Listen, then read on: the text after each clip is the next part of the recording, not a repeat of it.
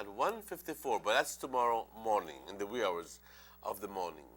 The sun rose this morning at 6:10. The sun sets today at 5:17. The moon rises this morning at 10:52, and the moon sets at 10:45 tonight. And we want to thank Forecaster Guy for that information.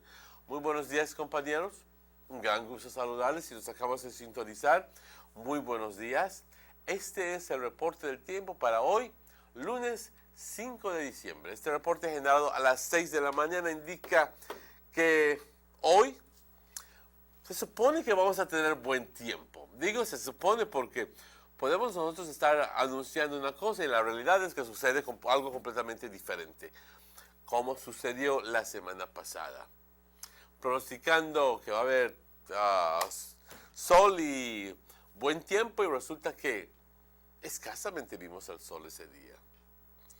No le estoy tirando piedras a nadie. Y con eso ya digo todo. Hoy va a estar bastante soleado y parcialmente nublado por la noche. Chubascos, si es que vemos alguno, hay completamente aislados. Los vientos del este-sudeste 5 a 15 nudos. Y estos van a estar incrementando por la noche de 10 a 20, de 10 a 20 nudos. El estado del mar, agitado, moderado, no hay ninguna advertencia, ya estamos al 5 de diciembre y se mantiene esa porción de advertencias y watches and warning porque aunque no es típico que tengamos sistemas de baja presión en el área, es posible que los tengamos. Porque aunque el periodo de huracanes ya se cerró oficialmente, pues la historia nos comprueba de que en el mes de diciembre aún se pueden ver huracanes. Hoy, gracias a Dios, no vemos ninguno. La expectativa para mañana martes. Buen tiempo, generalmente buen tiempo. Vamos a ver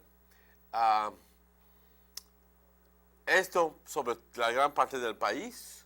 Y como dije, algunos chubascos y tormentas desarrollando sobre las áreas del norte y del interior, que es justamente nosotros, es por mañana. Las temperaturas, las altas 88, en el interior 93, por las colinas 82. Y hay que tomar en cuenta la humedad relativa, que nos va a hacer sentir estas temperaturas como si fueran en exceso de 100 grados. Así que, compañeros, mantenerse hidratado es súper importante. ¿Ok? Esto no es típico para diciembre. Tener 93 grados pleno diciembre, 5 de diciembre, es raro. Pero va a cambiar. Ya para viernes y sábado se espera de que va a pasar un frente de frío y va a bajar las temperaturas un poco. Ya luego para entonces, para Navidad, pues ahorita no se los voy a decir, pero no se los puedo decir. Las bajas por la costa 80 grados, en el interior 72 y por las colinas 68 grados. Una marea baja a las 8:09 minutos, una marea alta a las 2:22 hoy por la tarde, otra marea baja a las 7:33 por la noche y por ende otra marea alta a las 2:06 minutos mañana por la madrugada. El sol salió hoy a las 6:10, el sol se oculta a las 5:17, la luna sale a las 10:52 hoy por la mañana y se oculta a las 10:45 hoy por la noche. Y le damos las gracias a Forecaster Guy. Compañeros, ese es el reporte del tiempo. Vamos a tomar una pausa este minuto cuando son las 7:17 minutos, como típicamente hacemos, pero estaremos de vuelta con ustedes tan pronto esos anuncios. No se vayan.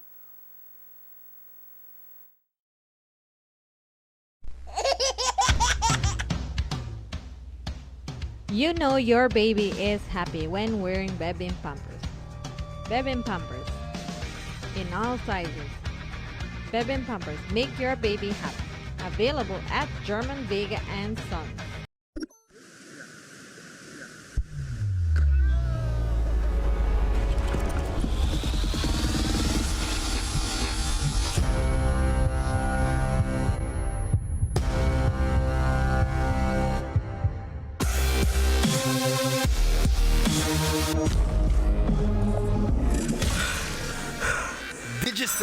4G LTE. When you feel it, you'll feel it. Feel the rush this December.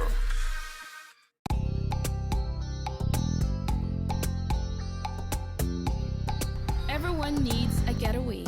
Why not do it in your own country?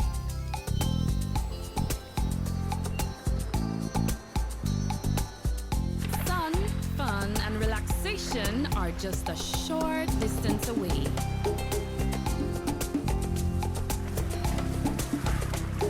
Have a taste of barefoot living, or enjoy the sounds and taste of an authentic Garifuna village.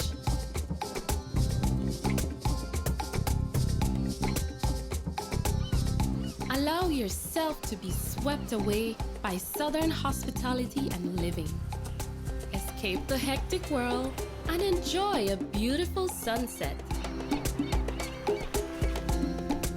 Belize, where you can discover how to be a Belizean traveler.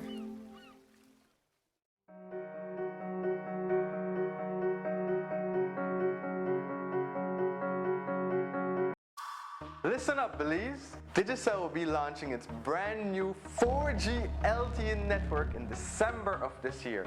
But to enjoy the super fast LTE mobile data speeds, you are going to need three things. First, you will need an LTE capable device, Band 2 or 17. If you're not sure whether your device is LTE capable, you can simply check your phone settings. And if you plan on getting a new phone, be sure to ask if the phone is LTE capable and has the right band, 2 or 17.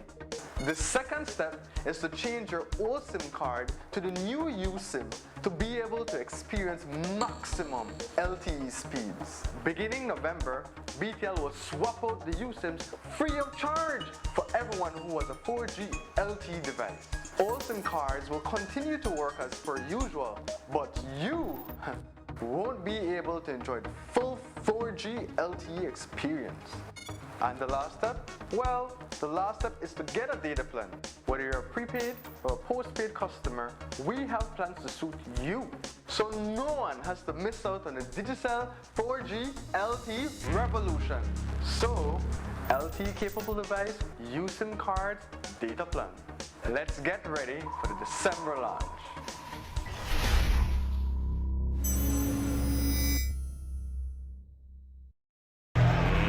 Let's get ready to rumble!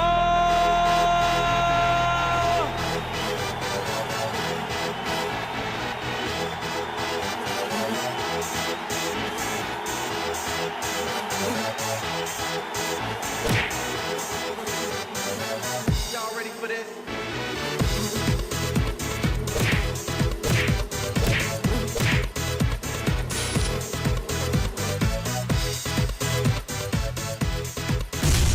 Get serious. Get bopped. Johnny Briceño and the PUP went to Belmopan to declare all their assets to the National Assembly. But did they declare everything?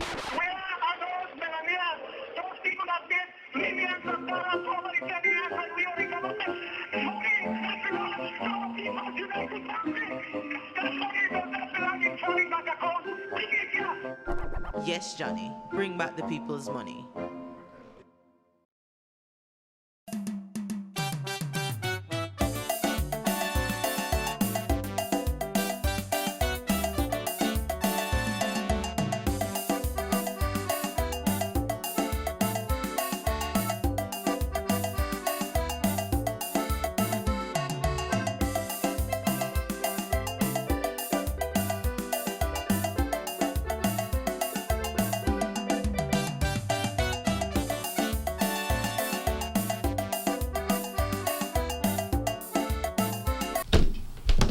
Welcome back to the Sugar City Morning Show. With me this morning is no other than Mr. Robert Checky Usher.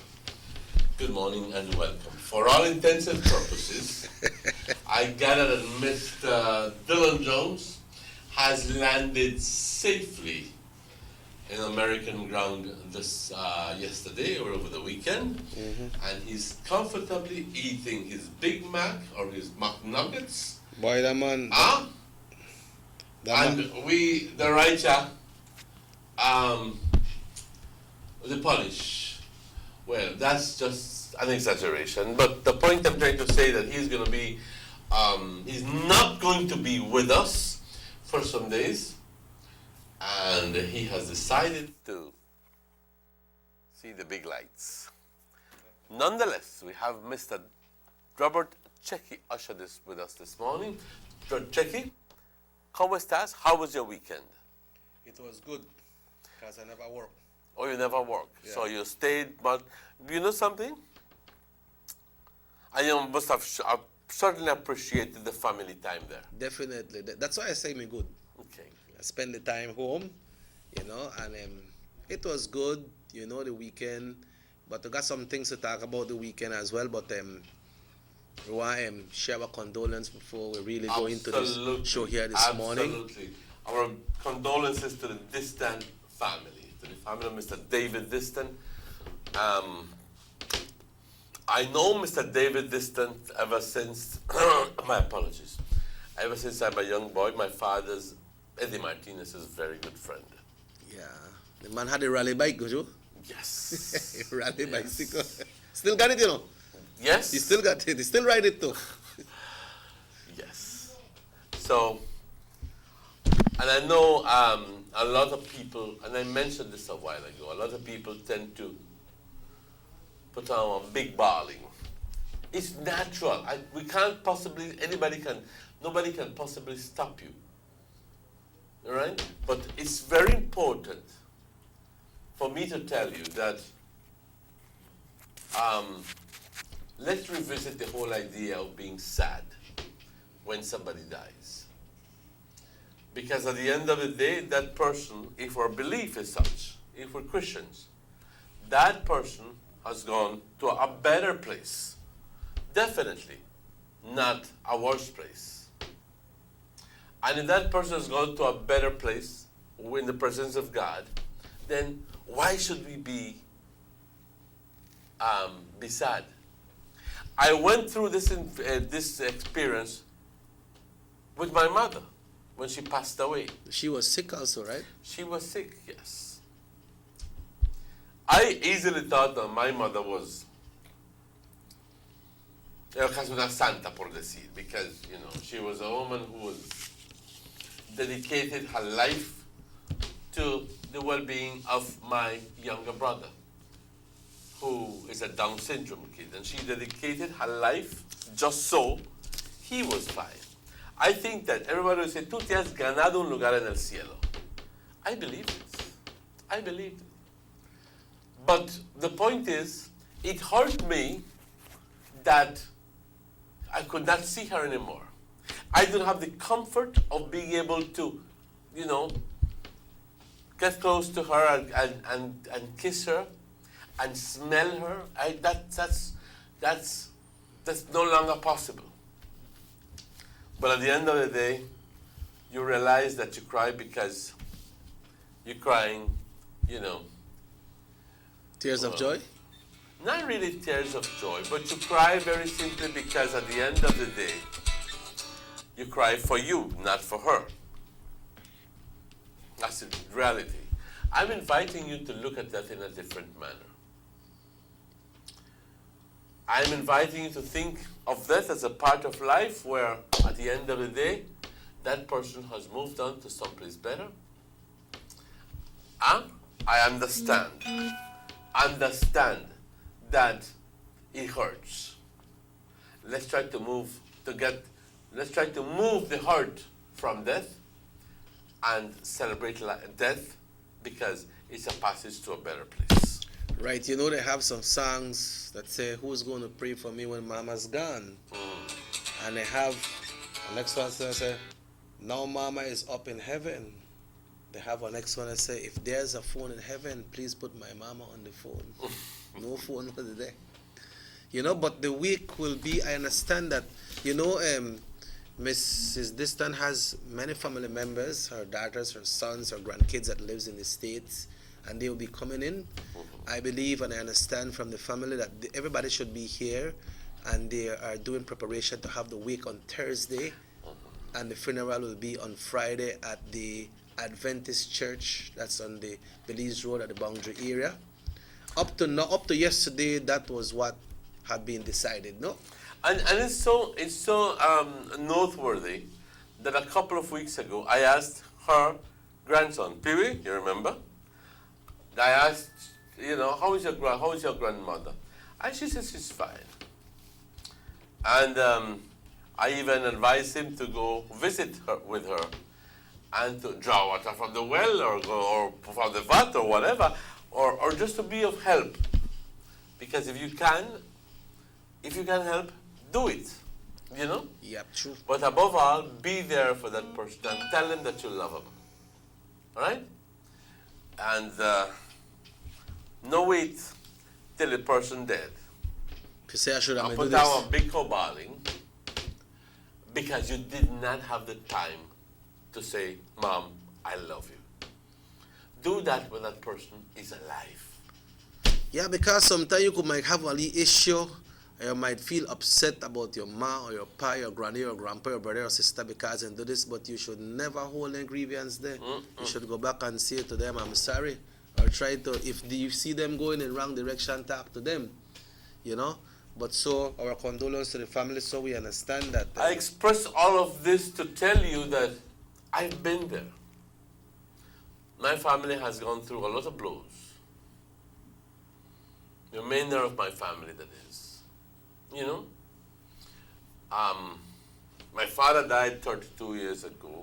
My mother died about 6 years ago.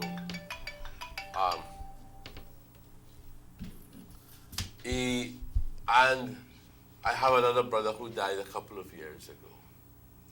So it's been a life-changing experience. Yeah. And also in Emmanuel, last week, which was the 2nd of December, was when the birthday of the late great icon, Belize's icon, and the Palacio. His birthday would have been the 2nd of December, and we know that he passed away on the 21st of January. That was in 2008, 21st of January 2008. And let me get to some text messages before we start our discussions as well, right here. And this one says, okay, it says it wasn't a good day. Good morning. Well, it wasn't a good day yesterday for the people of St. Victor Village, he said, because we had a big confrontation with the GSU. Talk to me.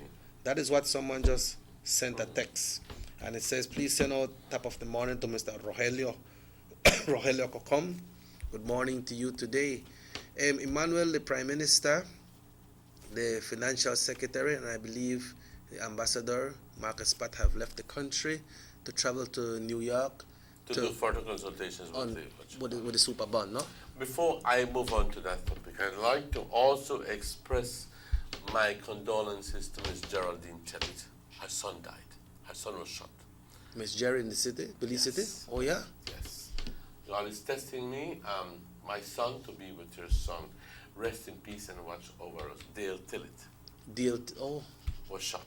That Miss Jerry's son, that for true, right? Yes. Miss Jerry, there's nothing that I can possibly tell you that will ease the pain. I can very simply tell you to cling on to your faith, okay? And I try to talk about these things openly because that, and whoever is sending me messages want you to know that that is my faith. It's not your faith. It's my faith. And faith is personal. So, if I'm telling you that what I believe, that's my faith, is because I believe it. I'm not asking you to believe it. Okay? Miss Jerry, a strong lady. Yes. So, Miss Jerry, on behalf of myself and the band, the band usually go and play for the 10th parade when you usually get us to go and play along with your committee. We send out our condolences as well, and as Emmanuel says, stay strong because it's Stay strong with the faith. It's not our call. It's not our call. Orange Walk Nutrition Day, come and have fun, learn about healthy eating and exercise at your own free event Saturday, December 10th, 9 a.m. 11 to 11 a.m. Orange Walk Wellness Center, and pick you up. There will be nutrition presentation, Zumba class, and pick you up.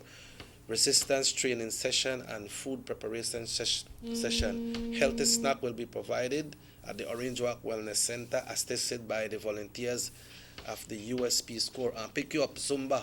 Huh? So, how they pick By, you up? by the time now I don't tired. I'll pick you up Saturday morning. You hear? Pa, why I was mentioning about the PM and the financial secretary that went to New York to do further negotiation and talks when it comes to the super bond. I had to go to the Chetumal on Saturday to get some items that I cannot get here in Belize.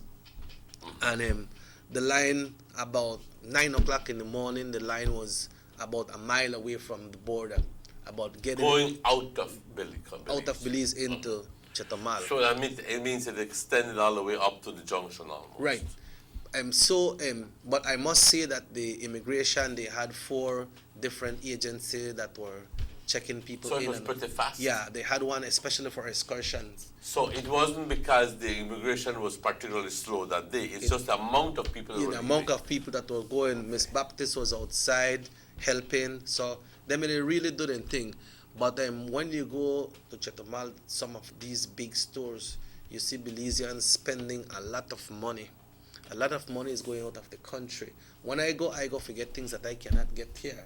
But some of the things that people buy, we can't blame them because that's for their money.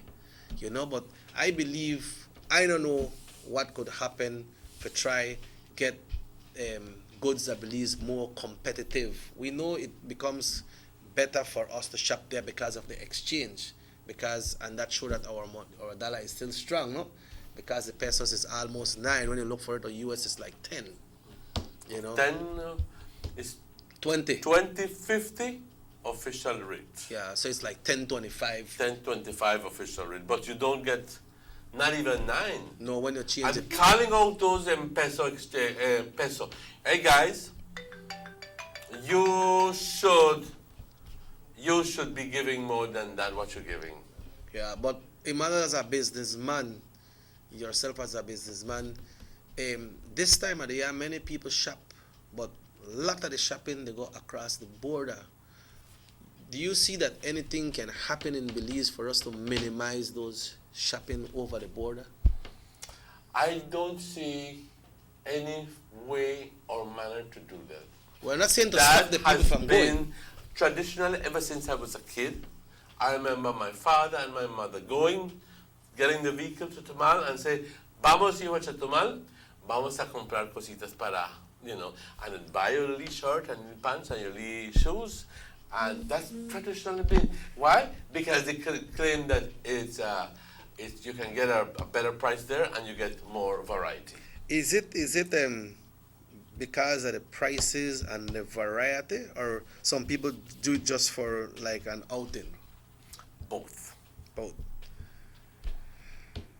Yeah, so that they happen strongly, and between now and Christmas, that the border get much more busy, because this is the first week in December, and that line was very long early in the morning.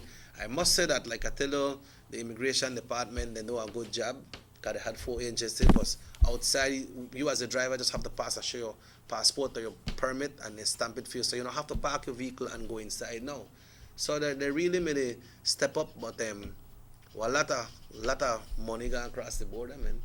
People make the money, so you can't stop them from spending it when they want to spend it. It's expected that, it's at one time, it was thought that up to between $60 and $100 million, yes, comes out of Belize on a yearly basis and crosses when people cross over to Mexico. At one time, it was estimated at $55 million. Now, and that's years now. 55 million. These are just estimates. Yep. All right, but now I think it's even more. So that figure is just my forecast. Okay, and the Orisa spraying for Belizeans when you're going, You drive through. You don't have to drive through the spraying area. Just keep on the right. And when So you don't actually get to spray your own vehicle? No. I mean, okay? So it's pretty much like what Mexicans, what happens with Mexican vehicles when they're crossing over to our side. They don't need to stop at the area. the cargoes that are coming, cargoes and Mexican vehicle, they need to stop there. But you as a Belizean. Yes, but all right, correct. All right, good. All right. But you as a Belizean. Cargo, Mexican or Belizean? Well, anybody would bring in cargo. Because you know, they got people who call, I believe, I'm not sure, but if you're coming all the way from the US, I believe you're need for spray. Okay. I never really get into that part. But you know what's unique about it?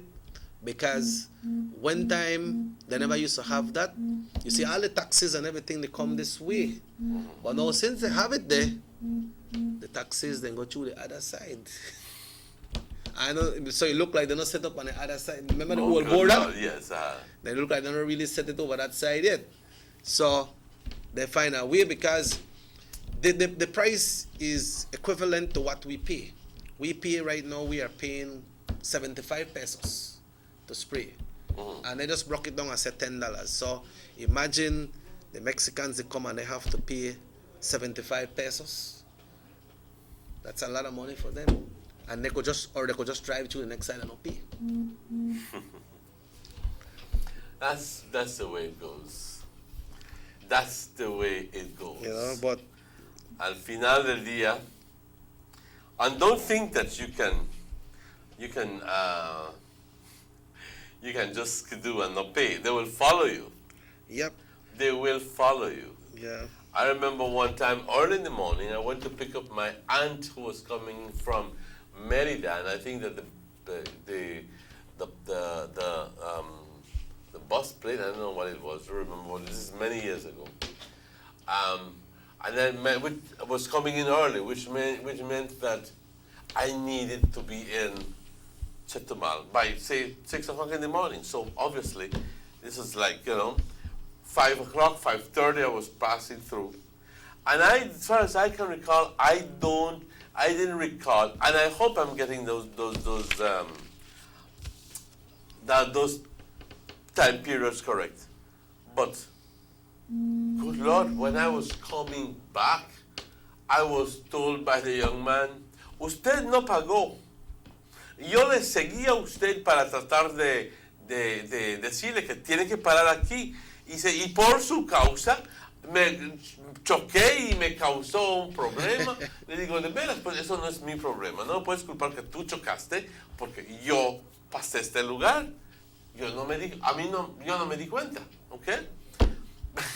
El individuo, the young man, saw me pass. I didn't even notice that was, and he got in a vehicle and was going so fast that he got into a drain and hit another vehicle and so forth. Y digo, ajá, eso es nada más para que te des cuenta que no me debiste haber correteado. So you want to give an infraction Sí. infraction. Okay, so this one is said the confrontation at the car ended up at the football field when it started from a private lot. They said it's GSU or the BSAG. Didn't really exactly know who they were pointing at. What people. we're talking about? What's Something going on? Something will happen at San Victor. San Victor? Yeah, they thought Corozal. yeah, San Victor. And this happened between who and who? They said that the confrontation between the GSU and the people, that area heavily in contraband. Because they have the river right there and people go across. But the GSU is a gang suppression unit. What Yeah. do they have to do with contraband? Yeah, so I don't really know. I don't know if the GSU come out to assist the customs or what's the position. But maybe people could call or send text and make it more clear so we could know exactly what they're talking about. That a gang suppression unit is different from the custom exactly as what you say. Emmanuel, the crop open today, but we don't open, but we need to take the first break. I mean, with second break, you don't take one. This is my first one. You go up on second, you're gonna left me. We'll be right back after these messages. Buster. They see you and know you're living. Always a star, yes. You live in color to the limit. Large and in charge, yes. That's why you rock with Buster. Refreshing range of colorful flavors. Always a star, never the audience. You run things never run you. Yes, you are the life of it, not just a part of it. Your life is never black and white. Live in full color. Buster. Hi, Dad. Hi, sweetie. I wish I could be there. Everyone's here. Having a good time. Hi. Tell me, can you feel it? Can you feel it? Feeling, a feeling. Rhythm is like a feeling. Feeling. No, watch me up. Digicel 4G LTE. When you feel it, you'll feel it. Feel the rush this December. Government investment in sporting and recreational facilities countrywide continues under the Belize Infrastructure Limited. In the Cayo District, the Victor Galvez Recreational Park, the Falcon Field Basketball Court, and the Santa Elena Football Field are all completed and being enjoyed by the community. The Benquevejo Marshallek Football Stadium is under construction and residents are eagerly anticipating its completion. In Dangriga, the upgrading of the Carl Ramos football field is complete and ready for matches, while the construction of the Dangriga Indoor Court and multipurpose facility is well underway. In Punta Gorda, the residents are already enjoying the upgraded Toledo Union football field, while the PG Indoor Court and multipurpose facility is progressing on schedule. The government is committed to building vibrant communities. Your vision, our mission, the government of Belize.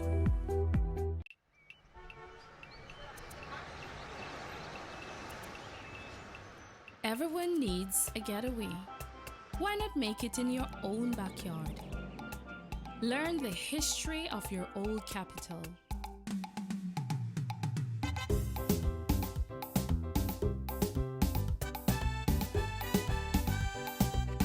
Or venture out on a road trip to experience the village life and be captivated by nature's wildlife, culture, and food.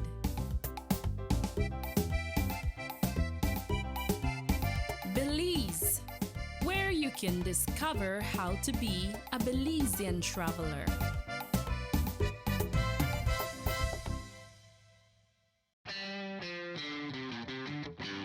With BTL, paying is easy, rewarding is free, especially when you pay early. All BTL and Digicel postpaid customers who pay their bill 5 days before the due date will be entered into our grand raffle to get a chance to win a 55-inch HD TV, courtesy of Quartz Belize, and 1 year free high-speed internet service.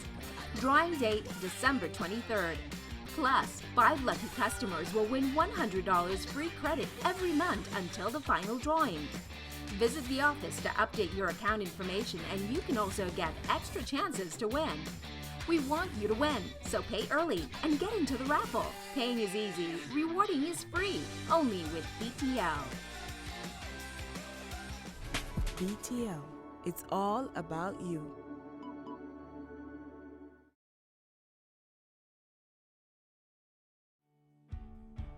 Across the country, development and transformation continue under this government. The new Guanacaste roundabout at the junction of the Hummingbird and the George Price highways is complete and one to be proud of. The George Price Highway is being rehabilitated from the Belmopan Junction to Benquevejo. There will be a new baking pot bridge and upgrade of the Caracol Road. Also, the new Macal River bypass and bridge will be completed by March 2017.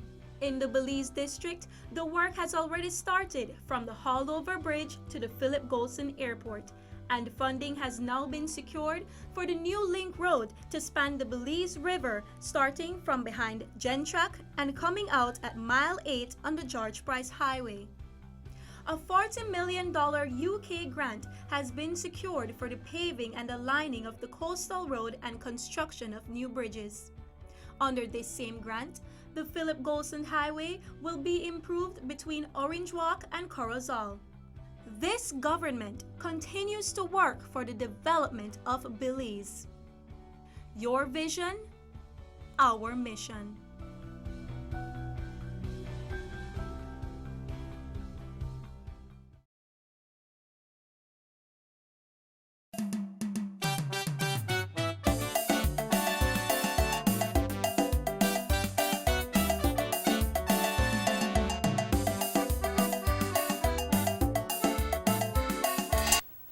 Welcome back to the Sugar City Morning Show. Bienvenidos de vuelta al Sugar City Morning Show. Son exactamente las 7:48, and it's a Monday, the 5th of December. The 5th of December, I'd like to send out a birthday greeting going out to my brother Albert. He's celebrating his birthday today. Oh, really? Yeah, so good morning and happy birthday to you. Hope that you will enjoy with the family. Hope that everything will go great, and take the day today for chill out. No work today. Fantastic. You know, yeah, fried fish and everything, you know. A man like it turkey, he like cake.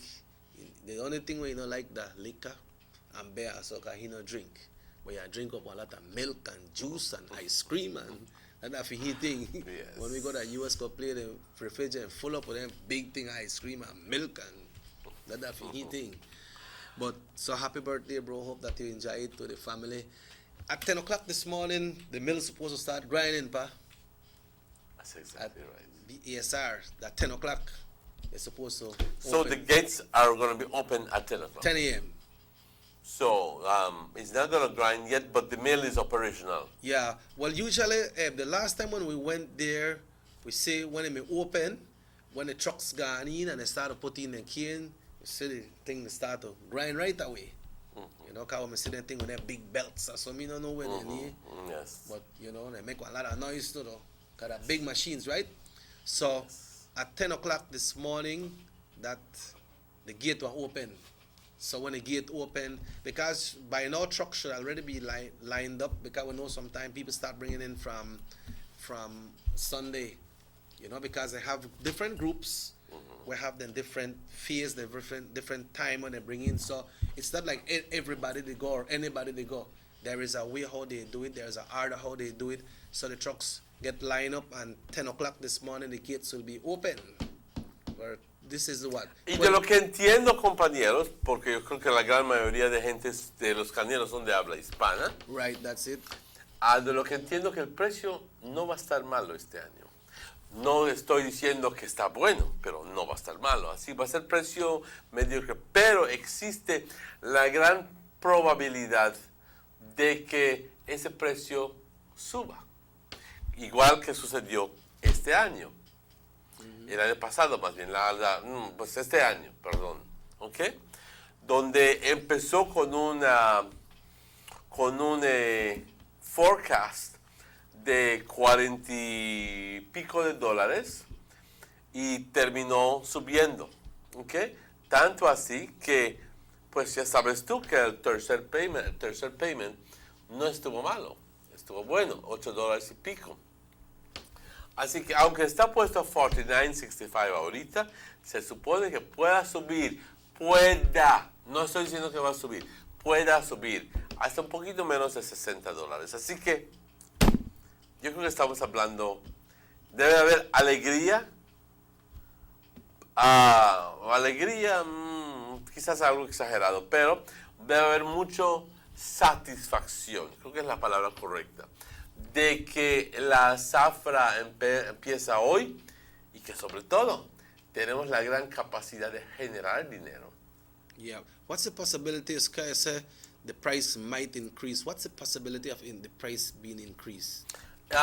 From what I have been informed, that pretty much the same reason why the price for last year increased, for this year rather, increased, that the price is still on a trend of going up.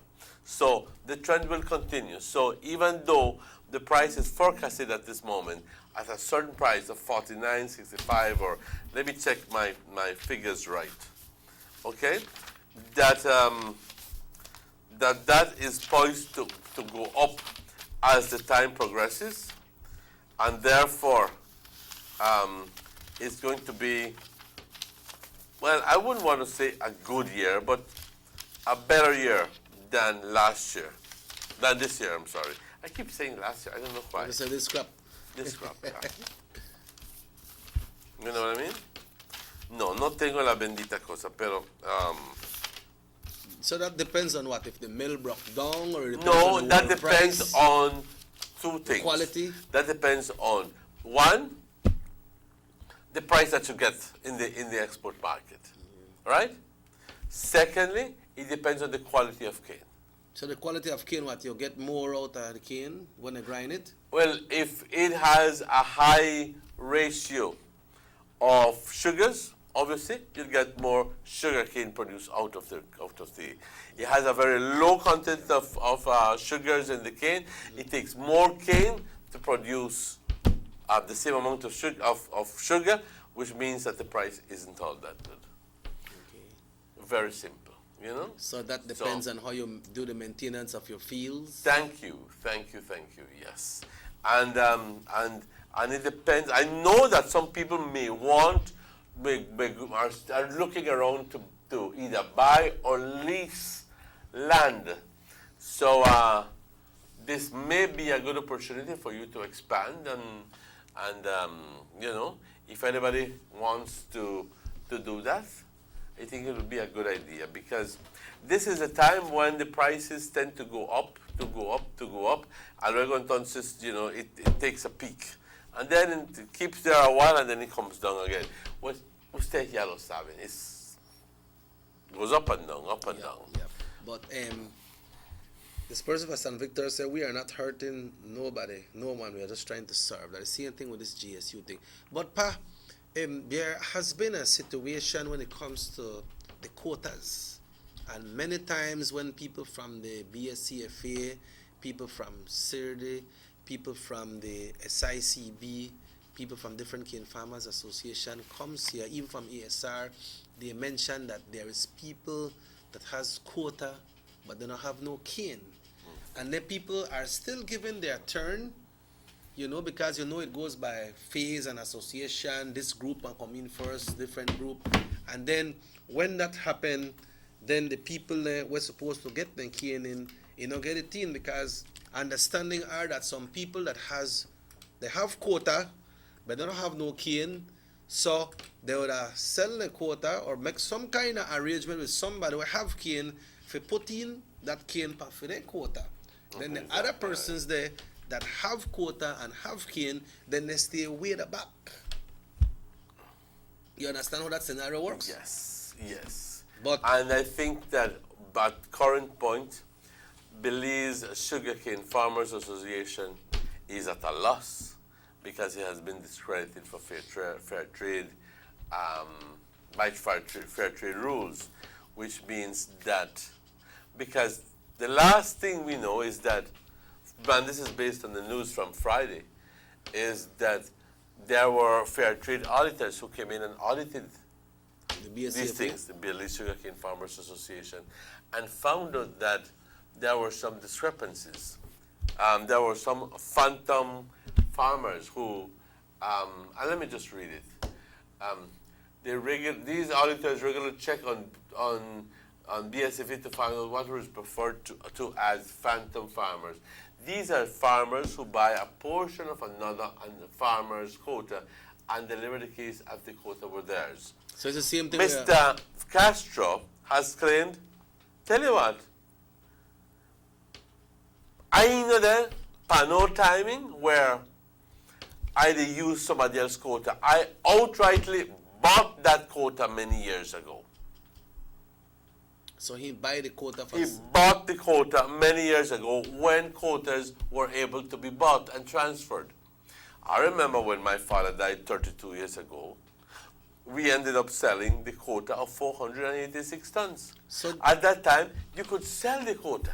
So now you're not allowed to sell? No, you're not.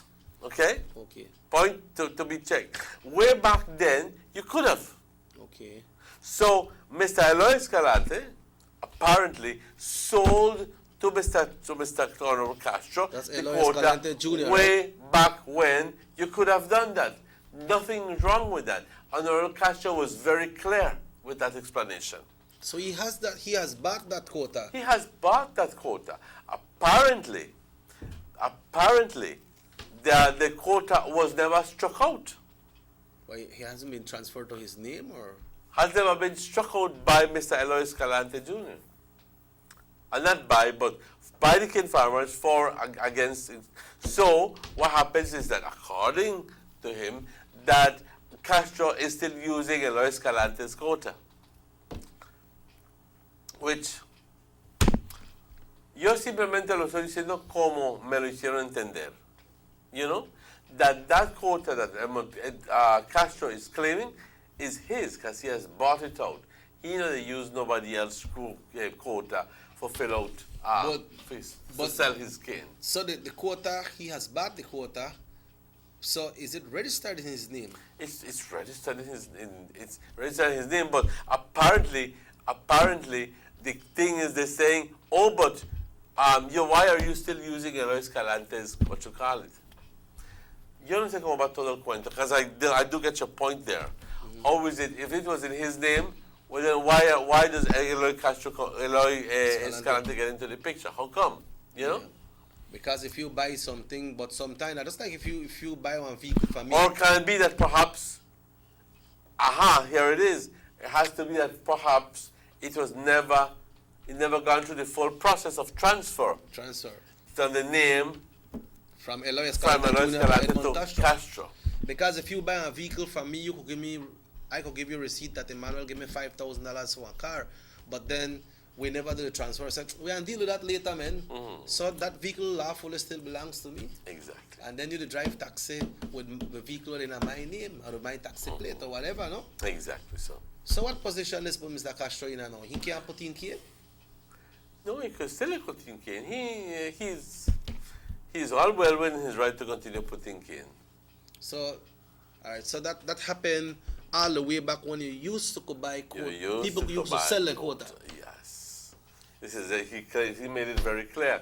Now, an issue has come out of that discussion that he had with Daniel Ortiz, where it's alleged that Benicio Castro did not have kind words for Mr. Daniel Ortiz, and he used certain words. If I get the story right, I am not going to defend Mr. Castro if he used the wrong word. So what, the reporter wanted him to say what the reporter wanted to hear? Thank you very much. That's exactly it. And sometimes reporter can be insistent and can try to get you to say things that are not so. But try to ask you sufficiently tricky questions so you talk or mention something that perhaps you shouldn't have. Yeah. You know what I mean? They always believe that their speculation is the right one. Right. To the person who's saying the truth, that's very frustrating. That's very annoying. And you can easily just come up with some big juicy bad one and fly them out of the other person. So big juicy one. You know? Yeah. But like I said, I'm not going to defend him if he used a word that is inappropriate. I just believe that he should, if he did, he should have exercised more control. Yeah. Not only because Mr. Castro is a minister, but as a citizen. Exactly.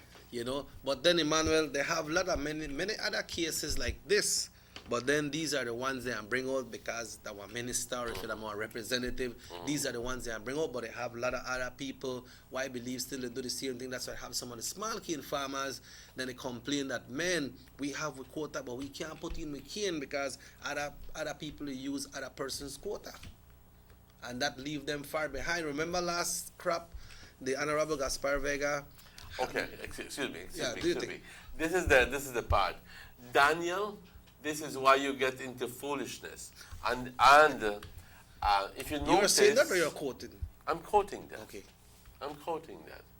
You see, the person is insistent the person wants to either believes that Mr. Castro is not being forthwith and feels that he has a right to continue progging him for answers. All right? Yep. You have to make that decision eventually where you have to respect that person's views. Professional, not because you want the answer that means that the person must give you. It's very, very simple, guys. That means that, and that means doesn't put you always in the right either. And sometimes many questions can be annoying. It's called respect. It's not called getting the truth. No, no, no. It's called respect. You remember that as journalists, remember that you have the final word. So even though you don't get that person to accept publicly, it's in your battlefield. I guess it was similar the scenario that we were discussing yesterday, having representatives and ministers coming out from the House of Representatives. And all of us are being accosted by yeah, these and people. for different topics and different things. We hear this, we know. So if you know, why they go ask me if you know? So he says, Mr. Castro is explaining the business aspect of what happened. Business is business. We have the license. If we can't have don't have the license, we can't deliver. So we purchase this because Daniel all the while is asking and keeps asking and trying to get him to say what is not so. So finally he gets Mr. Castro very annoyed and he says, we're asking one thing as if you're retarded over and over. Yeah. So he never believed that Mr. Castro was saying the right thing to him. He believed he got something that he was already speculating. Yeah, Not but what he want. what you believe doesn't give you the right to continue asking that person. Because if you believe that and you know that it's true, then you could write a story. You don't have to go interview the man. Thank you.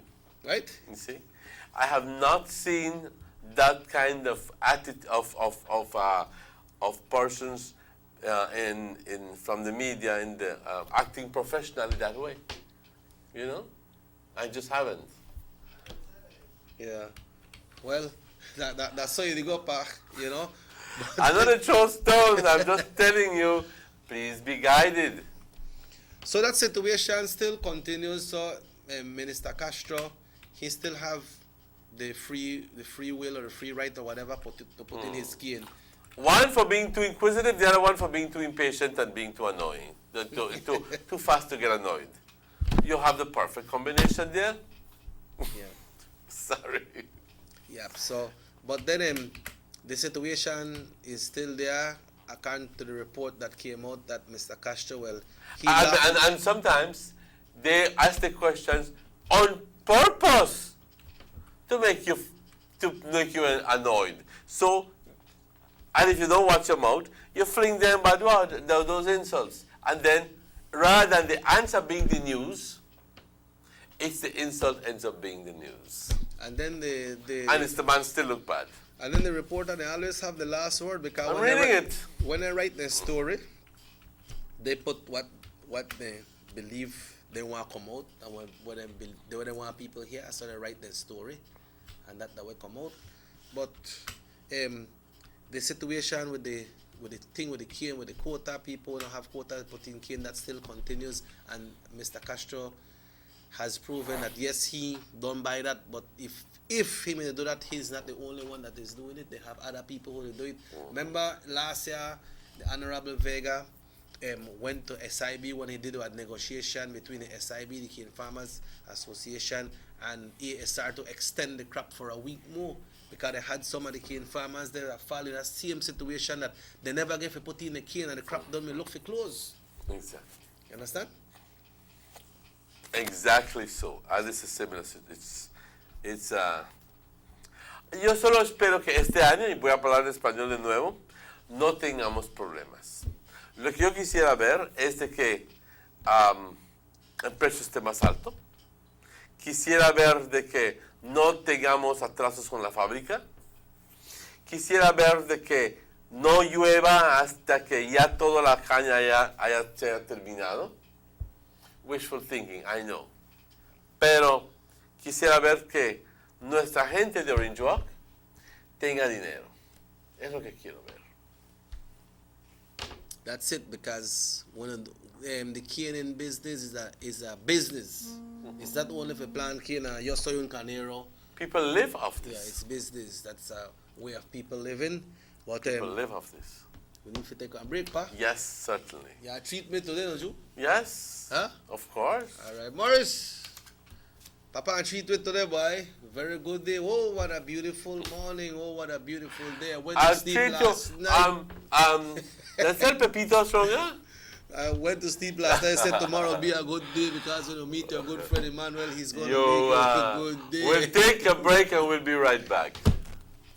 Oh my god, like seriously. Right away.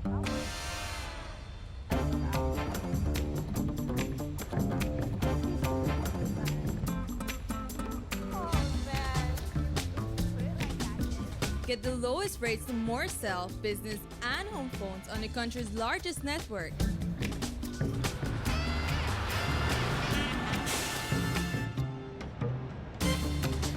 My credit lasts longer, so I could keep up to date. Belize. Check out our brand new website, www.digicel.bz. Get live chat help on any device, the latest in 4G phones, and see what's up with all our awesome Digicel promotions. Log on today.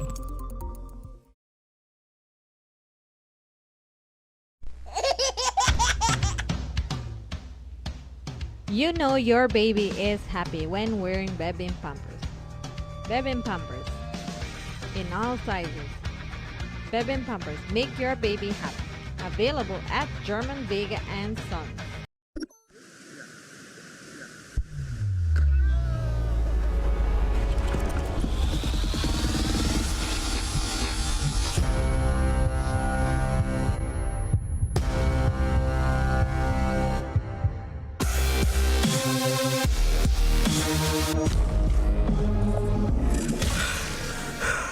Digicel 4G LTE. When you feel it, you'll feel it. Feel the rush this December.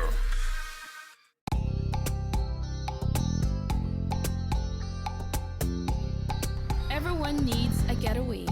Why not do it in your own country?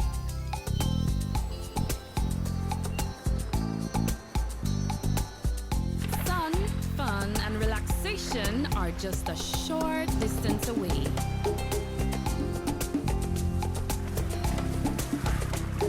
Have a taste of barefoot living, or enjoy the sounds and taste of an authentic Garifuna village.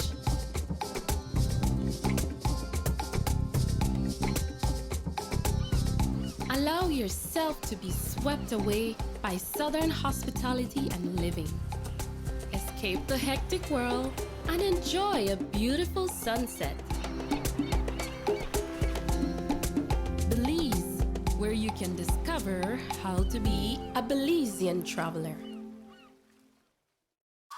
Listen up, Belize. Digicel will be launching its brand new 4G LTE network in December of this year. But to enjoy the super fast LTE mobile data speeds, you are going to need three things. First, you will need an LTE capable device, band 2 or 17.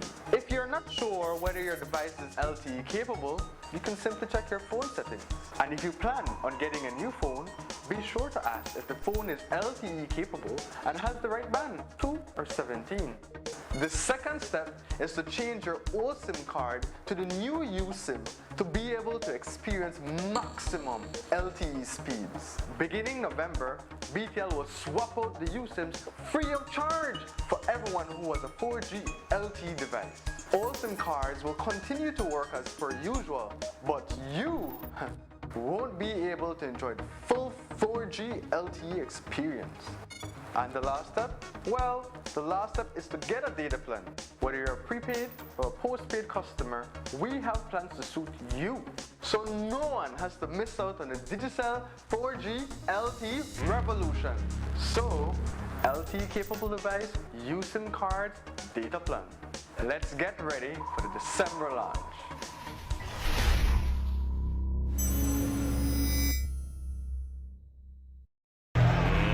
Let's get ready to rumble!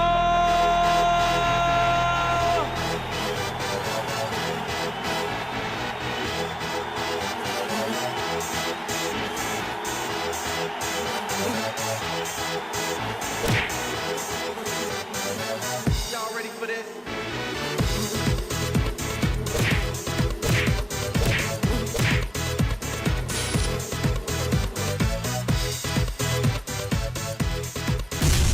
Get serious. Get bopped. Johnny Briceño and the PUP went to Belmopan to declare all their assets to the National Assembly. But did they declare everything?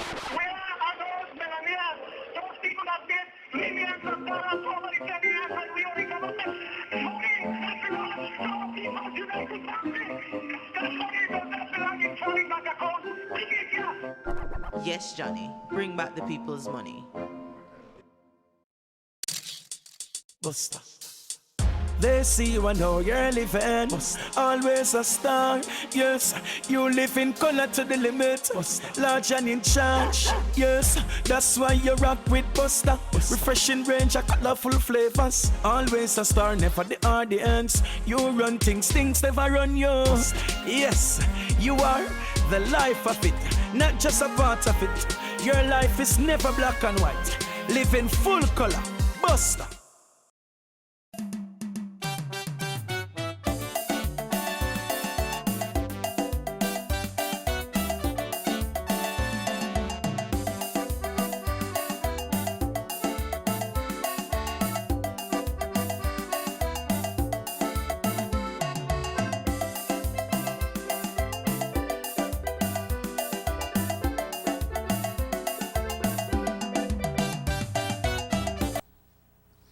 Welcome back to the Sugar City Morning Show. Thanks to the breakfast, Emmanuel. You know quiet, but I don't see you don't send get it. So thank you very much. So if you not arrive, then you have That's not my fault. That's not your fault.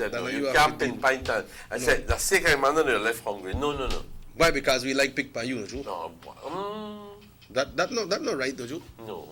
But why you like pick by me too? Well, you know me, you are right. You know you like pick by me? By sometime because sometimes I don't understand you, man. Why you don't understand me? Because when you're talking your language, I saw you mess up sometime, and then sometime you're ratty, and then it's hard for you to understand when you're ratty. But you only get ratty if somebody gets language. Huh? I don't talk gibberish, and I certainly don't speak Arabic definitely. No, but sometimes I call it a heavy Spanish language. But that's a part of the culture as well, right? No, but you know, it's just a little bit of fun, because we can't have everything like business all the time. Right? Yes. We need a leave open, right? Yes. Good morning, Sugar City Morning Show. Yeah, good morning, Mr. Jones. Yes, go ahead, sir. Mr. Jones. All right, good morning. Mr. Jones is not here. This is Mr. Usher and Mr. Oh, Go ahead, guy. Welcome. The woman beside you. Who is the woman beside you? I always forget his name, man. Is the woman beside me? Is that Emmanuel, man? Okay. Well, I really appreciate it, but man, right now we got live. Post hope, Miami Pan, everything go. Mr. Usher. Yes, man. How things are Belmopan? Yes, exactly. I like what you talk to. I just called Fonso too. You call Fonso? Yes, man. There's my radio station. Radio station. All right. Only two stations I always love. Okay. Radio and Sugar City radio station. All right, well, thanks for calling, bro. Have yourself a good day, right? Yeah, thanks, man. Thanks. Yeah. All right. Emmanuel, we're in the month of December already. We're going to talk about the Virgen de Guadalupe, and I believe if all goes well, you should have some guests here tomorrow to talk about this 8th of December, no? But over the weekend, Christmas tree was lit.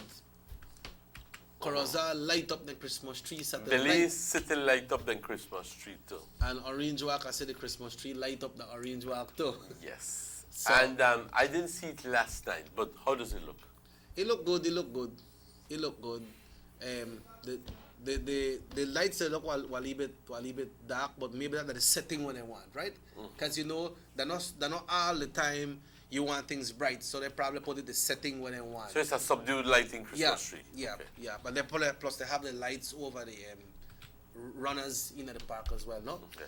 I like to see the runners in the park where it was, very formal. The ones that line up with the entrances. I think that was from last year they did that. But we need to see big bows and reds and so forth and greens. Yeah. That's what we need to see at the park. But you know which song is to sing right now? It's beginning to look a lot Like like Christmas. Christmas. You know, Yes. the feel so last 2 days, last week when they got 64 degrees Fahrenheit. You know, But, the feel how you look. unfortunately, there's no way that we're going to be feeling that in the near future, at least for a week or so. What was originally forecasted to be going down to 64, 63 is not happening again. So that's not the correct So number. it's just coming down to perhaps 68, maybe 67, So, but that's cool. But by the way, I was doing some research over the weekend, and the record low temperature for Orange Walk is 45 degrees, 46 degrees. When that happened? In various, you see, what the information I received was for different months, for January, February, and March. So And that- surprisingly, February is when we have the lowest record. Yeah, the February lowest usually, degree. February usually cold. But you see, Emmanuel, sometimes when you say Orange Walk, right? It could probably be way back at Blue Creek, but it's still Orange Walk, right? I Like when I don't say know if that is true. I do believe that these are documented readings, and it's very possible that it's at Tower Hill. Or Tower Hill. It's very possible. Yeah, Okay. because sometimes when they say the rain at Orange Walk, maybe the rain at Blue Creek. Yes. Sometimes the rain at Town and not the rain at Blue Creek. And then there's a big difference when it comes to temperatures between hilly area and flat areas. In other words, those areas that are at sea level. There's a big difference. That explains the reason why you go to Mexico City, which is at 8,000 feet above sea level, that it's always cool. It's forever cool. There's a big difference. And as you go up further into the mountains, going, say, to Puebla, or to Toluca, which is a city that is even higher. I think it's about 10,000 feet above sea level. And Toluca is cool even during summer. It goes down to 40-odd degrees. I remember that I was there 2 years ago for September. My nephew and I went, and it went down to 50s in the afternoon. All of a sudden, 3 o'clock, 4 o'clock in the afternoon. 54 degrees, and at night it goes down to 48, 40. No, para nosotros eso sería muerte. Okay? Yep. You know what I mean? Pues esa gente ya se acostumbró. I remember a time when we got Querétaro, and we got Juriquilla. We got this a performance, but I never know the place that's so high, man. Because when you try to sing their songs or so, you just can't bring it out. You feel that vocal like it just can't come out. Because Querétaro, that when you go right there, so Mexico don't high already. And especially when you go to Juriquilla, you have to go about a lot of high area before you reach there. So, and that place they cold, Sunday out and it's still cold. That's exactly right. And then we got like in the month of November. The Sunday out and it's still cold. Yes. You see, yes, it's very, very true. Very true. What are the difference with the climate, with the right in between? What are the difference with the climate of Mexico and Guatemala? What's the difference? Well, the reason why Guatemala is always cool is, again, because it's elevated. Guatemala City is almost 5,000 feet above sea level. And Mexico, how much? 8,000 feet above sea level. Man, the place I mean, this is rounded figures. The place high? Of course. And Toluca is almost 10,000 feet above sea level. Man. So and going from Mexico City to Toluca, you have to go to an area called La Marquesa and so forth, where donde venden trucha, donde venden tacos y venden muchas quesadillas de lo que tú pienses, lo que tú quieras. And it reaches heights of almost 11 to 12,000 feet above sea level. Man. And when you're going up in certain areas, your ears they pop. You're in a vehicle and your ears they pop. Wow. Yes. Yeah. Your ears they pop. Well, they're really cold and then place them. It's very high, very cold. So why? Cold there. It's always colder above because the earth tends to absorb heat and keep it. So the farther you are from the core of the earth, then the cooler it is. Yeah, the place where we got a lot of rain or a lot of cold, like Guatemala, like Quiche. It's Canal Quiche. Right, back there. So. Well, one of the coldest areas in Guatemala is the area of Quetzaltenango. Okay? And especially areas like Huehuetenango, San Marcos, and so forth, we're talking 40s every night, and all the way below 32 in the winter season. So they might go down to 20 odd. And this is Guatemala. So this is the higher areas, ice right? drop there though? Well, about a couple years ago, not couple, perhaps some years ago, they claimed that they saw snow in one of the mountain areas in Guatemala. I would believe that it does happen, but it only happens at the very peak. Like if you're going from Mexico City to Puebla, and you pass the Twin Mountains of that are on the road, the famous two. Sugar City Morning Show, good morning. Good morning. I just wanted to make a comment on the air. Yes, sir. Go ahead.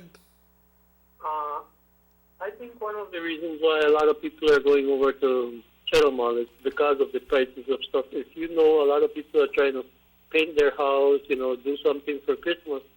And I'll give you an example of a bucket of paint, a simple bucket of flat emulsion paint. You guys here in Orange Walk, even in Belize City, you're paying, I bought a bucket and it cost $199. You're paying too much. That same bucket of paint, you can get it in Chetumal. People got it this weekend for $20. They paid their duty, $8, so they ended up paying $28 for that bucket of paint. And that same bucket of paint here is so expensive. That's why people are going over on that price. But it's the same brand paint? Same type of paint, the same type of paint that comics Sir, over here. Sir, can I offer some comment there? Huh? Because apart from being a talk show host, I'm also a businessman. I like to think that I'm a businessman. And also very much involved in importation of paint. And I take issue with that statement that it's the same thing. There's no way that something will be sold for $28 in Chetumal and sold for $20.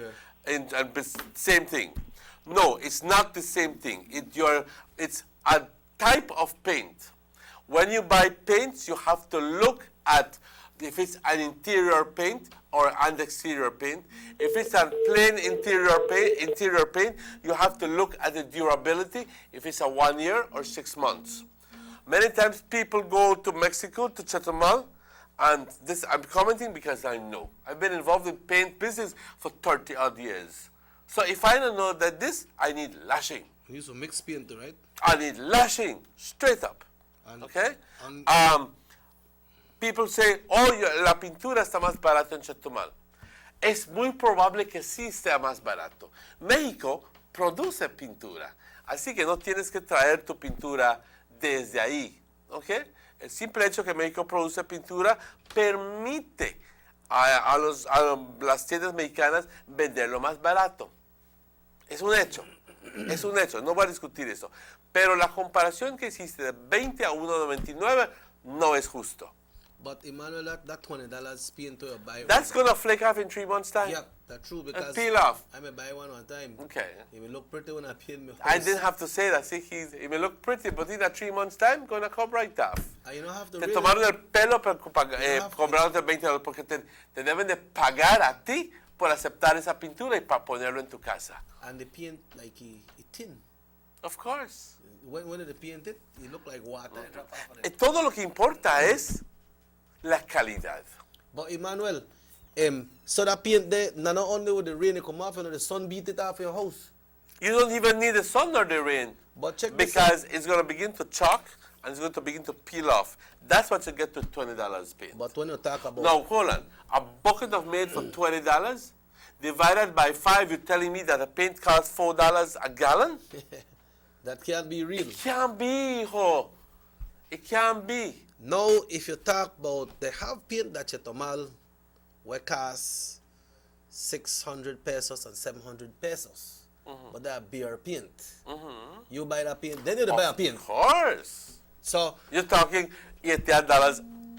Right, $88 for 1 gallon. For a gallon. But that are beer paint. BHR, okay. Yeah.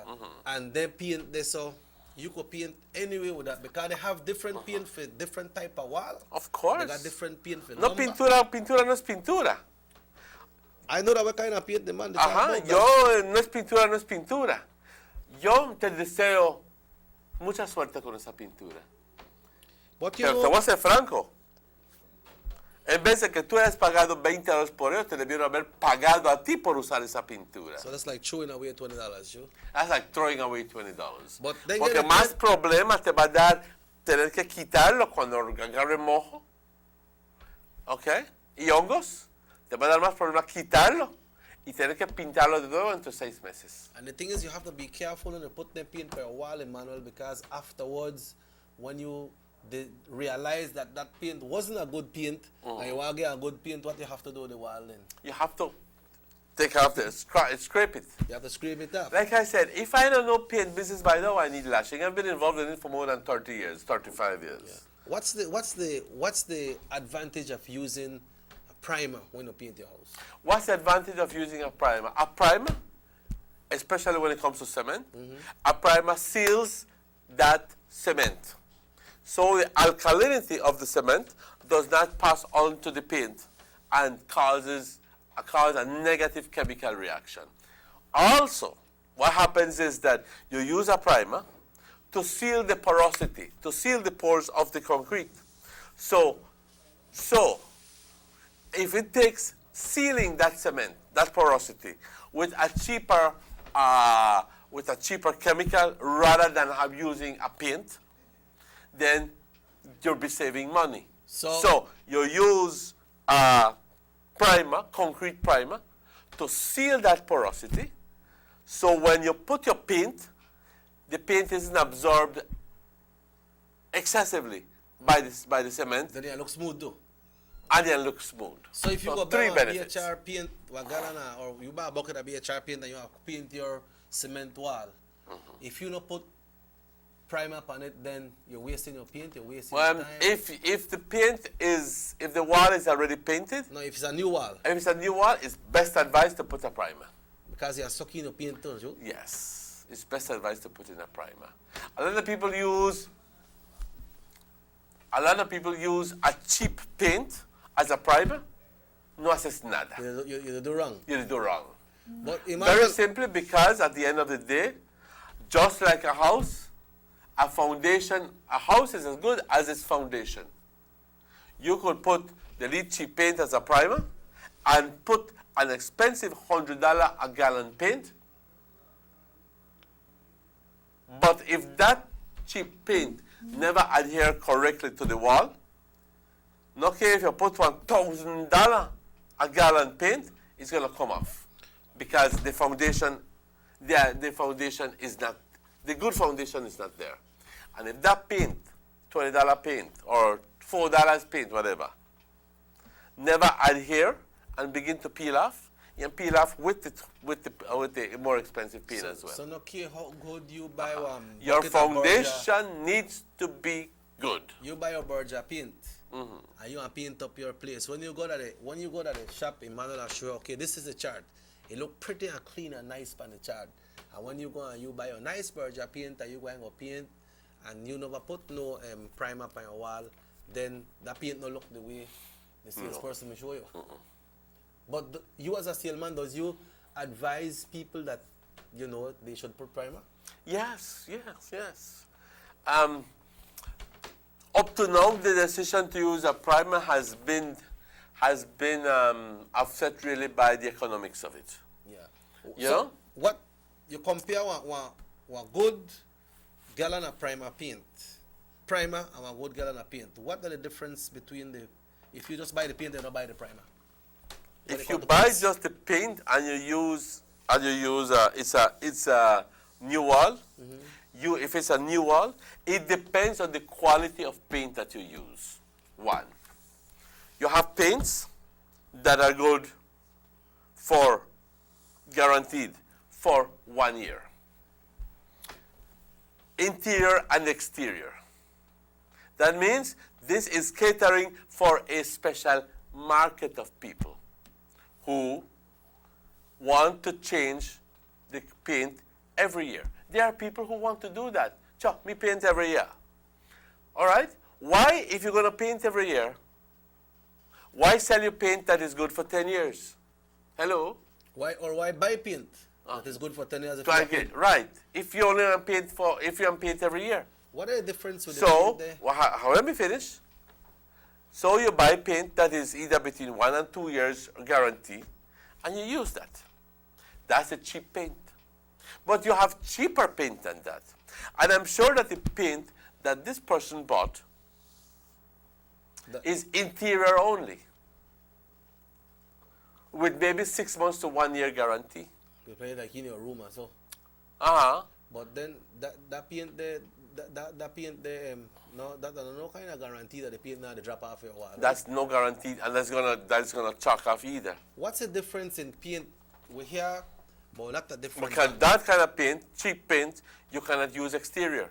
But watch this though. We here they say Penta, you have Berger, you have BH, they got Sisson Price Buster. And there's my sister selling Aquario, which is selling leaps and bounds of it. Selling extremely well. What's the difference that them paint than when you go to one place and they say, we don't have that color we want, but we could prepare it, we could mix it for you? Oh, there's no difference in the quality of paint. It depends in the first end, because you see, each paint supplying company will supply you the bases that already have a certain quality in there. All right? No, a lot of people go and say, compré la pintura blanca barata de $80 ahí en Majetani o donde sea, $60, y quiero que le pongas tinte rojo, porque quiero pintar afuera de mi casa.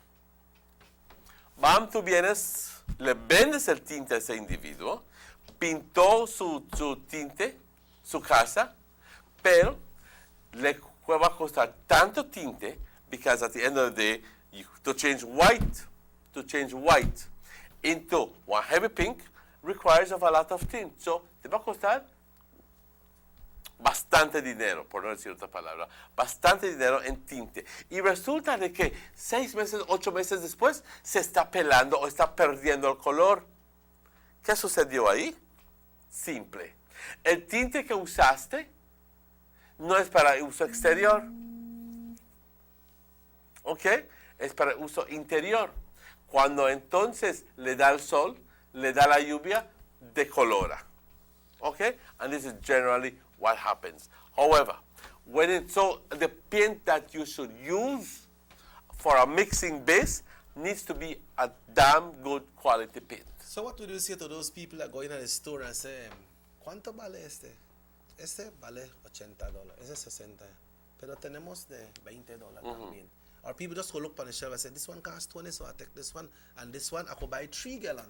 But if I buy the one for 75, I just go buy 1 gallon. The difference is going to be made by the person who comes in to explain to you.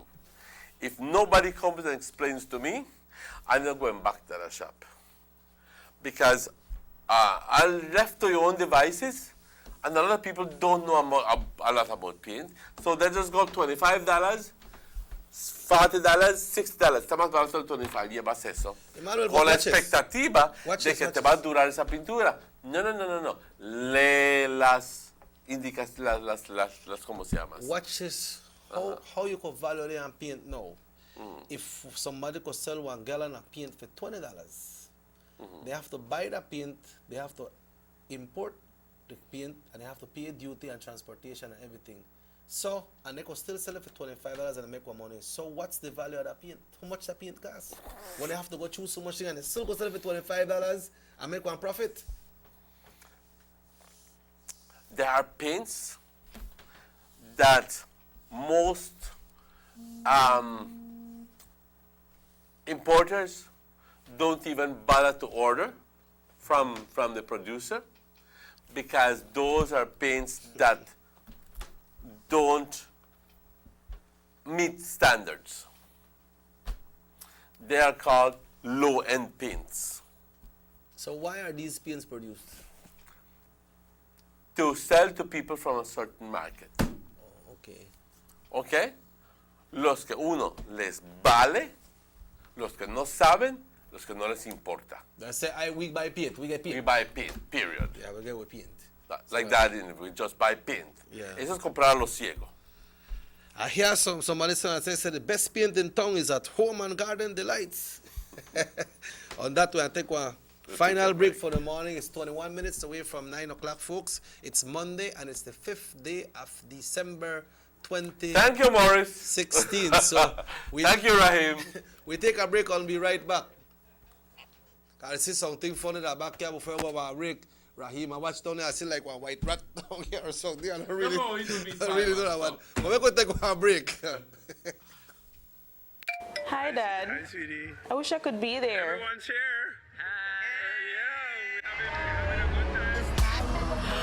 Hi. Tell me, can you feel it? Can you feel it? Feeling it. Rhythm is all like a feeling. Don't watch me. Digicel 4G LTE. When you feel it, you'll feel it. Feel the rush this December. Government investment in sporting and recreational facilities countrywide continues under the Belize Infrastructure Limited. In the Cayo District, the Victor Galvez Recreational Park, the Falcon Field Basketball Court, and the Santa Elena Football Field are all completed and being enjoyed by the community. The Benquevejo Marshallek Football Stadium is under construction and residents are eagerly anticipating its completion. In Dangriga, the upgrading of the Carl Ramos football field is complete and ready for matches, while the construction of the Dangriga indoor court and multipurpose facility is well underway. In Punta Gorda, the residents are already enjoying the upgraded Toledo Union football field, while the PG indoor court and multipurpose facility is progressing on schedule. The government is committed to building vibrant communities. Your vision, our mission, the government of Belize.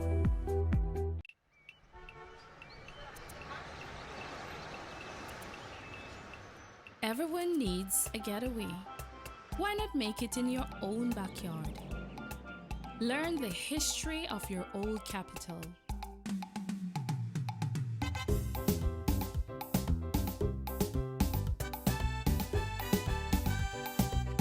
Or venture out on a road trip to experience the village life and be captivated by nature's wildlife, culture, and food.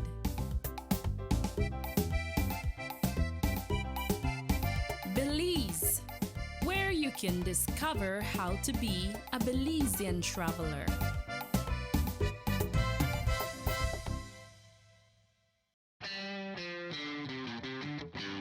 With BTL, paying is easy, rewarding is free, especially when you pay early. All BTL and Digicel postpaid customers who pay their bill 5 days before the due date will be entered into our grand raffle to get a chance to win a 55-inch HD TV courtesy of Quartz Belize and 1 year free high-speed internet service. Drawing date December 23rd. Plus, 5 lucky customers will win $100 free credit every month until the final drawing. Visit the office to update your account information, and you can also get extra chances to win. We want you to win, so pay early and get into the raffle. Paying is easy, rewarding is free, only with BTL. BTL, it's all about you.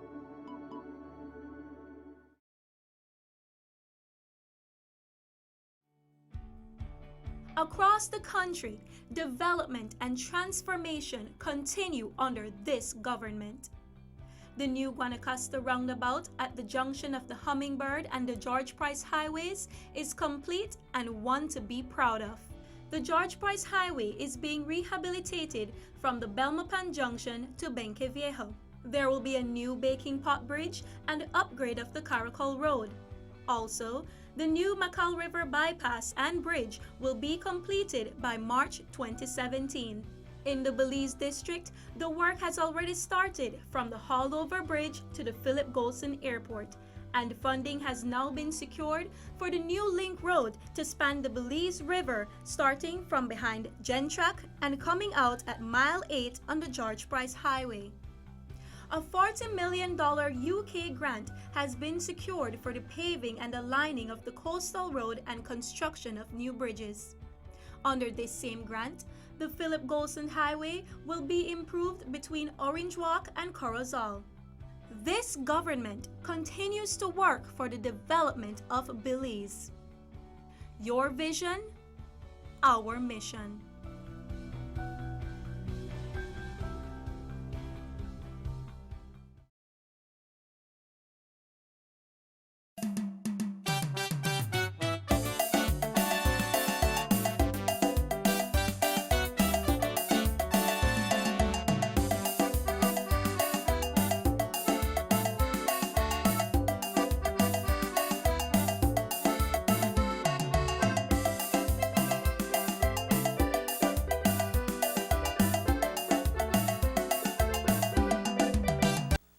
So say thank God it's Friday. Welcome back to the studio. I said thank God we got Emmanuel can eat. Thanks to the food bar. You are welcome. You are welcome. You are very, very. You look very like you eat too much, so you're not welcome. in the way up yourself. Desalambrar. Hola, Tumbique, perdón. The weather look good outside, pa. Huh? The weather look good outside. Okay. You see me faggot this man when I come. Usually when they faggot like that, we have a very warm or very hot day. It's now 15 minutes away from 9 o'clock. Emmanuel, this Friday should be the sitting of the House of Representatives. The Prime Minister returns on Wednesday, and this Friday is supposed to be a very interesting day in Belmopan, because remember we discussed it last week, the last thing about the removal of the area representative for Cayo South, Honorable Julius Espat. He was removed from the House, and we all know that that case not finished yet. No. That case not finished yet, so we don't really know exactly how that will play out, but according to the Speaker and according to some information from the clerk, said that once you are named, then I think you are not allowed to go back to the House for a period of time. Yeah, okay. for a period of time. Okay. But Julius is claiming that he was not named, and how it was done, it was illegal. It was illegal. I believe that's why it's in the courts. Okay. But there, at the end of the day, it's the authority of the Speaker that is being questioned. You know, at the end of the day, there are rules and there are regulations, and that govern the sitting of the House. If you want to be technical, you can go all the way back down and get down to the nitty-gritty details of it. But there's one clause that says that any decision that the Speaker of the House takes upon discretion, that nobody can veto. Yes, it has to be respected. So I guess that at the end of the day, this this little article might just be the saving grace But you for the believe speaker. you Other than that, Julius would be right in claiming that he was unduly taken out because really he was not named. yeah, and we're not sure if we are not sure if he is being fully paid as well for his service as a area representative and for his allowance for his office and to assist his people in the area. But Emmanuel, do you believe that he had to go so far after it was ordered by the Speaker of the House for him to come out, and when the police had to take force, do you believe it had to went all that way, man? No, and I'm going to be quick to answer that question because Mr. Espat could have or should have gotten up and left. He could have picked it up and said, okay, this is it, let me leave. Yes. But then he decided that this is my right. He made himself the victim. Yeah. But it's a political thing that he did there, trying to get favor from the community. That's all. But then he is already an elected representative. He's not a representative in waiting. So No, he but has that has nothing to do. He wants his position. He wants to garner more support, from the party side. See, I have permitted the police to knock me, and so forth. So I'm worthy of so much more. Yeah, but what does that have to do with the party? It's between him and the Speaker of the House. It's not the party. Everything in politics is convenience. Everything. But you think that word if you make them rough you up? He permitted himself to be roughed up. Yeah, because like what you said. Because I saw the officer in charge of Belmopan, Mr. Howell Gillett, talking to him, I couldn't hear what he was saying, but from the action, I believe he was telling him, man, let's do this thing, man, come out, man. As a matter of fact, he permitted himself. Why do I say that? He was, yes, the officer in charge came up and to speak to him and to try to convince him as best as he could to respect the Speaker's decision. The members of the House from the other side, Finnegan and somebody else, went up and tried to do the same thing. The man very simply refused to listen to reason. Very simply refused.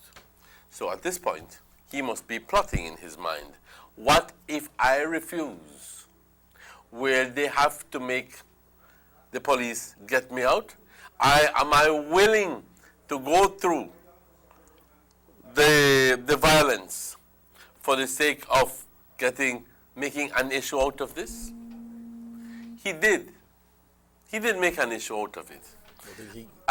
If he won, is left to anybody's You discretion. be the judge. You be the judge. Personally, is how you manage to convince the people that what he did was rather stupid, which is what I believe. However, like I said, if I were a PUP in Julius Espad's, perhaps I would have done the same thing.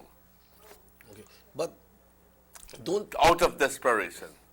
Is it good to say that probably the clerk of the House of Representatives should make an announcement, should go to check the legality of it and make an announcement so that the community can know and The Julius clerk, can know? this thing is taken all the way up to the honorable courts. But I'm saying about Friday. What About if he's Friday? not being allowed to go in the house? Should the announcement be made and say, the court it's still in session, so on that then this man have to depend wholly. I don't know what, as a matter of fact, I don't know what the law says about the length of period of time you are not permitted to go back to the house. And if It it's may time be or perhaps for 6 sit-ins. months. Maybe if it's time or if it's sitting. Right. Like I said, I don't know. If it's within the purview of the House to announce it, I don't think that he needs to announce it. They just need to inform that person about it. Okay? Well, we are see what happened, Emmanuel. Make we hope that the business of the house won't be interrupted that day, and whatever business is on the table will be able to being carried out. Sorry, because this is the time of the year, I think, when the Prime Minister said that they were going to implement the Anti-Corruption Act. Yes, the law is went into writing. Yes, so these are crucial times right now. It will be signed in. We said December 9th, so it will be signed in. And I do believe that there's going to be some sort of, if I remember well, and this is why I paused a bit, because I don't remember well if I'm putting my foot in my mouth. Please stand. But I think there's going to be some time for the public to view their, to express their sentiments about. Oh, okay. About it. Yeah, but so like consultation. Yeah, like something like a consultation. But Emmanuel, do you know that if since the House was interrupted, the last sitting, that the business of that House paused there, or it still will be carried out of the business? There's no there's the one person was missing. Ordinarily, during any one time, during any sitting, a lot of the members are missing. Wasn't for the House X amount of reasons? So they continued regular business that day, or the House was Absolutely suspended? regularly. Oh, that day? Yeah, that day. That day the House was suspended. So business that was supposed to be tabled that day. Well, I think that the government side went back. The PUP side never went back. But I think that, well, I correct that. It was not suspended. They went back, and the Prime Minister did mention that if they wanted, the PUP wanted to make an issue out of the whole thing, that was the perfect time for them to express their emotions, to stay in the House, discontent, and to stay in the House. But they did a rather childish thing, and they supported Julius Espat in his rampage, you know, and decided to walk out. So they walked out of the House, and they also walked out of their own responsibility to be there. Yeah. So this one for the night, this will be new business. Well, I don't know entirely. It might be that perhaps a couple of things that were left behind could have been left behind. Okay, well, you know? Well, very interesting. Like you mentioned last week, that you like to thank those media houses that carried it live, so we can listen to it and we can pick up from what is happening. And I'm requesting again to please be impartial. Yep, and make we hope that we not have no interruption. Because at the end of the day, guys, it's not only PUP listening, it's not only UDP listening. It's your job to be impartial when reporting. Okay? That's right, that's right. So make we hope that we not have no interruption and the business of the day will be carried out. And then, because if anything going wrong, Emmanuel, it should be from its inception. In our behalf day. Because if this man fi go in, and he go in, and the other side try stop her, if he's legal to go in, and he try stop her, then he go back You're out. thinking that there's going to be possibly a confrontation? Certainly, if he's not allowed to go in, and he want to go in, definitely, they always got people in the gallery, so that start a lot of havoc. So I believe that if he's not permitted to go in, then from the other side, they will start to, bring up. Hectic, okay. Yeah, and then if he's allowed to go in, and they don't want to make him go in, then the opposition want to take side for him as well, which, is legal. So then, what were they? A while ago, I mentioned to you something. Everything in politics is convenience. It's how you can win elections, how you can change the mindset of a people to win them to your side. Very simply. Sometimes we justify all sorts of actions to achieve our goal. And in politics, never mind what it takes, but as long as you achieve the goal, this is what's important.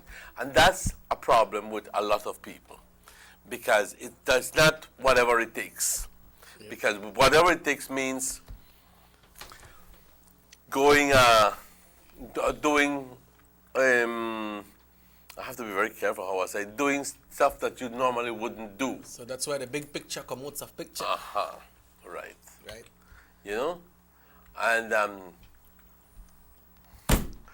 no sé qué decirte ahí. Para contestar tu pregunta, yo creo que al final del día la política aquí en Belice está podrida.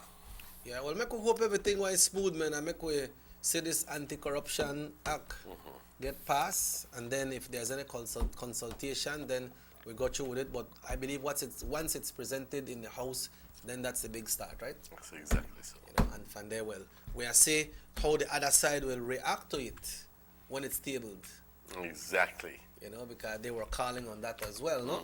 So we'll see how they will act. I think that the clerk of the House is pretty well aware of the situation and is taking some moves necessary to either continue with the ban on the prohibition or, in case of anything, to welcome. However, the Speaker of the House has been interviewed, and he says that he would welcome the day when Mr. Julius Espatz comes back to the House. Okay? Because obviously, this is what people are voted for. Yep, to represent, to speak. And he has a seat in there. And he has a seat in there. Yeah. All right? Right. But at the end of the day, if Mr. Julius would do whatever it is that is being requested, perhaps maybe send a note of apology, then all things done. But pride being what it is, and I repeat, pride being what it is, at the very core of our ego, is left for a lot of wishful thinking. Yep. So we rather sometimes tend to, rather than apologizing, we tend to do other things. I may say something else there, but yep. I have to be very careful. And then at one time, if you go anywhere, you say, okay, I'll say nothing else. Yes. So, en esta posición, muchos compañeros tenemos que ser muy cuidadosos con qué decir. Yeah, a veces, por decir las verdades, nos metemos en problemas. And if you notice the way we discuss it, Emmanuel, we don't discuss it to say anything against the Honorable Espat. We are not saying anything against the Speaker of the House. We are just discussing it as a scenario, and we are hoping that everything going smoothly and work out so that the business of the day in the National Assembly, the House of Representatives, can be carried out. Exactly. That's all we are discussing, right?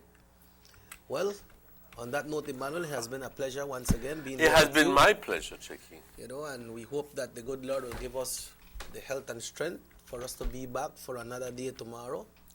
Y como prometimos, hablamos, tratamos de decir la neta, y lo voy a decir aquí frente de todos, que tengo que hacer los arreglos hoy para tratar de conseguir a esas personas mañana o el miércoles, para que nos hablen acerca de las festividades de la Virgen de la Inmaculada. Okay, well, I spoke already to the enforcement law authorities here in Orange Walk, and well, that's for Wednesday. They will be coming on Wednesday. Okay. But it will be good if we can have these folks tomorrow, because the 8th will be on Thursday, right?